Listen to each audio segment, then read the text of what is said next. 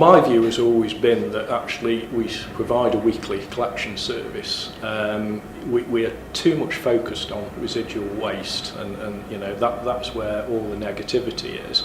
Actually, what local authorities do is provide a weekly service. It just means that they pick up different materials on a particular week, and that's really what we should be focusing on. So actually the service to residents, if you look at it over the last sort of 10 or 15 years, has greatly been enhanced through the addition of dry recycling, garden waste or organic waste services, whether that be garden waste or food. So actually to focus on just the small bit about residual waste is really missing the picture. The other side, of course, is that statistics still show us where you can see compositional analysis that over 50% of the material that's still in the waste stream is capable of being recycled. There's still a huge amount of food waste in there, and that's the bit that we've got to concentrate on getting out effectively and efficiently, with obviously residents' cooperation and input into that. Once you've done that, really what is the point in picking that residual waste up on a weekly or fortnightly basis? So I hope that the argument has moved positively in that way. It's certainly a big risk. In terms of budget cuts, it's difficult to say at the moment whether they've gone too far, but certainly what is planned over the next 4 to 5 years, or within this current sort of government cycle, is really quite frightening. And I think it is time to start thinking about different methods of funding, certainly services such as waste and recycling. I think, certainly in terms of the devolved governments, I can't see it being too different, to be honest. I think they've got a firm plan of where they want to be. In England, to be honest, I can't necessarily see that it will be very much different. I think it will be focused purely on economics, rather than necessarily meeting targets or some environmental benefits. I think this is where fundamentally we need to really completely think about the way we actually collect materials at the moment. So it really is squeezing everything out of that residual waste stream that is there at the moment, and also looking at the funding side of it as well.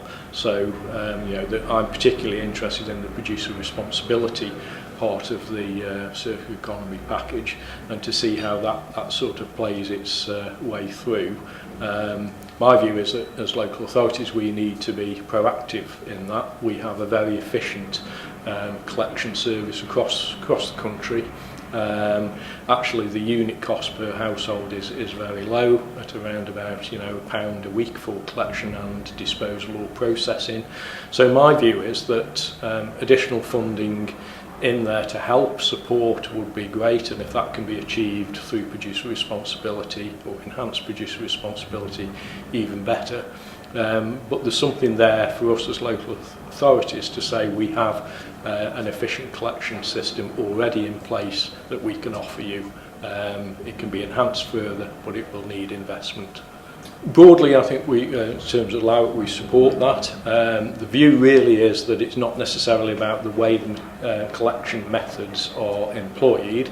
It's more about the materials that we collect. So I would certainly like to see consistency in terms of the materials we collect, and particularly focused on plastics. So I think there's a huge amount of work to do there, which will be really helpful.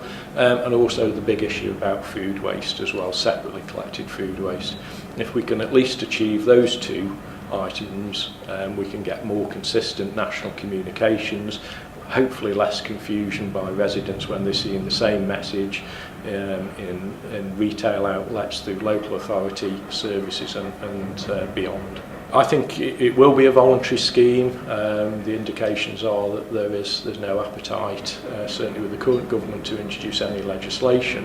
What I would hope is that local authorities will see the business case through some local authorities who are already doing this work and other partner organisations, and basically using them as exemplars or ambassadors to hopefully, you know, convince others that there is a different way of looking at things that could achieve the vision. But, you know, it won't be easy. Voluntary agreements never are straightforward, but the intention is in the right direction.